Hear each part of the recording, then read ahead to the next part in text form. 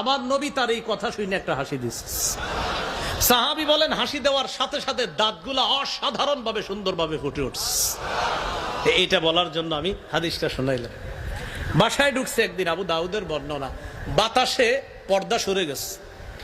পর্দা সরে যাওয়ার পর নবীজি দেখে একটা ঘোড়া, ঘোড়া বানানো ঘোড়া। নবীজি বললেন, আয়েশা এই ঘোড়া কিসের? আমি বানাইছি, এটা আমার, আমি এটার সাথে খেলাধুলা করি। ও আচ্ছা ঠিক আছে। তো তোমার ঘোড়ার দিয়ে দেখি ডানা আছে। আম্মাজানের বয়স কম ছিল, ঘোড়ার ডানা আছে। তোমার ঘোড়ার ডানা আছে নাকি? আম্মাজান জবাব দিলেন, আপনি কি জানেন না সুলাইমান নবীর ঘোড়ার ডানা ছিল?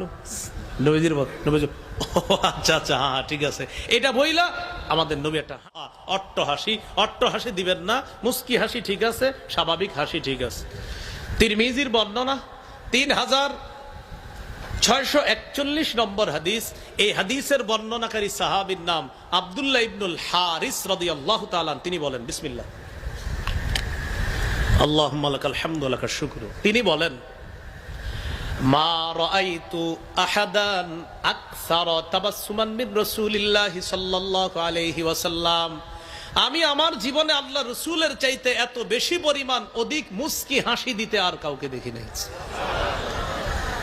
এক সাহাবী রাসূল সাল্লাল্লাহু আলাইহি সাল্লামের কাছে আসছে। নবীজি হাসি দিতেন, মাঝে মাঝে দাঁত দেখা যাইতো, এরকম একটা হাদিস শোনামুনি। নবীজির কাছে আসছে, বুখারীর বর্ণনা। আসার পর বলতেছে, ওয়াকাতু আলা ইমরাআতি ফি রমাদান। হুজুর, রমজান মাসে একটা অঘটন ঘটে গেছে। কি অঘটন?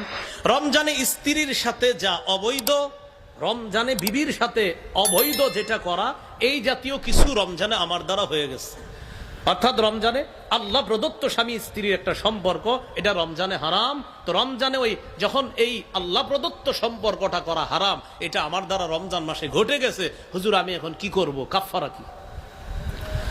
রাসূলুল্লাহ সাল্লাল্লাহু আলাইহি সাল্লাম বললেন, টানা রোজা রাখতে হবে। হুজুর, আমি মাজুর মানুষ, এতগুলা রোজা টানা রাখতে পারবো না। তাহলে মিসকিনকে খাওয়াও। হুজুর, টাকা পয়সা নাই এতজনকে খাওয়ানোর। তাহলে কিছু দান সৎকা করো। কিছু দান সৎকা করারও টাকা নেই। বুখারী বড় বড় আছে হাদিসটা। তো আচ্ছা, যাই হোক। তো পরে রাসূল সাল্লাল্লাহু আলাইহি সাল্লাম বললেন, আচ্ছা ঠিক আছে, বসো। ইতিমধ্যে এক ব্যাগ খেজুর নবীজির কাছে হাদিয়া আসছে। হাদিয়া আসার পর রাসূলুল্লাহ সাল্লাল্লাহু আলাইহি সাল্লাম বললেন, কোথায়? আমার কাছে একটু আগে যে প্রশ্ন করছে, রমজানের মাসালা সম্পর্কে জানতে চাইছে। জি হুজুর, এই যে আমি। তুমি এক কাজ করো, এই খেজুরগুলা নাও, এগুলা গরিবদেরকে দান সৎকা করে দিবা, আল্লাহ তোমারে মাফ করে দিবে। তিনি বললেন, হুজুর, কাকে দান করব? বললেন, তোমার চেয়ে গরিব যারা। তিনি জবাব দিলেন, এই দুই বর্ডারের মাঝে আমার চেয়ে গরিব কেউ নাই। এই যে আপনারা একটা হাসি দিলেন, নবীজি একটা হাসি দিচ্ছে। এই যে শুনে একটা হাসি দিচ্ছেন না, আল্লাহু আকবার, আমার নবী তার এই কথা শুনে একটা হাসি দিচ্ছে। সাহাবী বলেন হাসি দেওয়ার সাথে সাথে দাঁতগুলা অসাধারণ ভাবে সুন্দরভাবে ফুটে উঠছে। এইটা বলার জন্য আমি হাদিসটা শোনাইলাম। বাসায় ঢুকছে একদিন, আবু দাউদের বর্ণনা, বাতাসে পর্দা সরে গেছে। পর্দা সরে যাওয়ার পর নবীজি দেখে একটা ঘোড়া, ঘোড়া বানানো ঘোড়া। নবীজি বললেন, আয়েশা এই ঘোড়া কিসের? আমি বানাইছি, এটা আমার, আমি এটার সাথে খেলাধুলা করি। ও আচ্ছা ঠিক আছে। তো তোমার ঘোড়ার দিয়ে দেখি ডানা আছে। আম্মাজানের বয়স কম ছিল, ঘোড়ার ডানা আছে। তোমার ঘোড়ার ডানা আছে নাকি? আম্মাজান জবাব দিলেন, আপনি কি জানেন না সুলাইমান নবীর ঘোড়ার ডানা ছিল? নবীজির নবীজি ও আচ্ছা আচ্ছা, হ্যাঁ ঠিক আছে। এটা বইলা আমাদের নবী একটা হাসি দিলেন।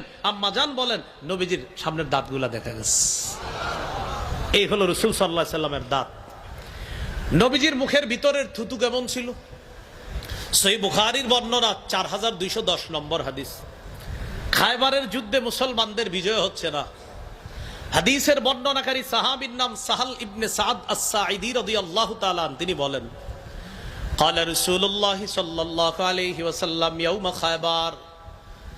খায়বার যুদ্ধের দিন আল্লাহ রাসূল সাল্লাল্লাহু আলাইহি ওয়াসাল্লাম ঘোষণা করলেন, লা উ'তিয়ান্নার রায়াতা গাদান রাজুলান ইফতাহুল্লাহু আলা ইয়াদাইহি। রাসূলুল্লাহ সাল্লাল্লাহু আলাইহি সাল্লাম বললেন, আগামীকাল আমি এমন এক ব্যক্তির হাতে পতাকা দিব, আমি নবী আশাবাদী তার হাতে আল্লাহ খায়বারের বিজয় দান করবে। এই জায়গাটা একটু শোনেন মন দিয়ে, ইন্টারেস্টিং ব্যাপার। যখন বলছে কয়জনরে দিবে? একজন। এই একজনের বৈশিষ্ট্য কি? আল্লাহু আকবার। নবীজি বললেন ইউহিব্বুল্লাহ ওয়া রাসূলা ওয়া ইউহিব্বুহুল্লাহু ওয়া রাসূলুহু। ওই ব্যক্তি এমন যে আল্লাহকে ভালোবাসে, রসুলকে ভালোবাসে, আল্লাহ এবং তার রসুলও তাকে ভালোবাসে। এই কথা বলার পর সাহাবীরা রাতে ঘুমায় না। দিবে কয়জনকে? কারো ঘুম নাই, টেনশন। এই একজনকে আমি, না না উনি, না সে, টেনশন। হাদিসটা এরকম, ফাবাতান নাসু ইয়াদুকুনা লাইলাতাহুম আইয়ুহুম ইয়াতাহা। সবাই রাতের বেলা এই জল্পনায় কাটিয়ে দিচ্ছে কাকে দেওয়া হয়, এই টেনশনে রাতে ঘুম নাই। পরের দিন আল্লাহ রাসূল সাল্লাল্লাহু আলাইহি সাল্লামের কাছে আসছে সবাই। আসার পর নবীজি সাল্লাল্লাহু আলাইহি সাল্লাম এবার তাকায়, প্রত্যেকেই নিজেরে পেশ করতেছে, এই যে এরকম এরকম পেশ।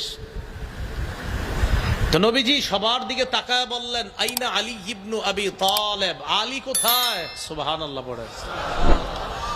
সাহাবীরা অবাক, জবাব দিলেন, ইয়াশতাকি আইনাই, হুজুর যারে আপনি খুঁজতেছেন সেই তো আমাদের মাঝে আসেই নাই। কেন, আলীর কি হয়েছে? হুজুর চোখে সমস্যা। চোখে কি? শুনলাম নতুন করে আবার আমাদের নবী আর হযরত আলীকে নিয়ে কটূক্তি করা হয়েছে। কাকে নিয়ে? আমাদের নবী কিছুদিন আগে শুধু নবীজিকে নিয়ে, এখন হযরত আলীকে আর নবীজিকে নিয়ে কটূক্তি। যারা আমাদের নবীকে নিয়ে কটূক্তি করে তাদের অনেকগুলা উদ্দেশ্যের মধ্যে একটা উদ্দেশ্য হলো, এদেরকে মনে করেন কেউ চিনে না, তো এরাও বুঝে যে এই পৃথিবীতে প্রসিদ্ধ হইতে গেলে সঠিক পন্থায় নবীর নামটা নিতে হবে, অবৈধ পন্থায় নবীর নাম নিতে হবে। এই পৃথিবীর যারাই প্রসিদ্ধ হইতে চায় তারা আমার নবীর নামটা ব্যবহার করে।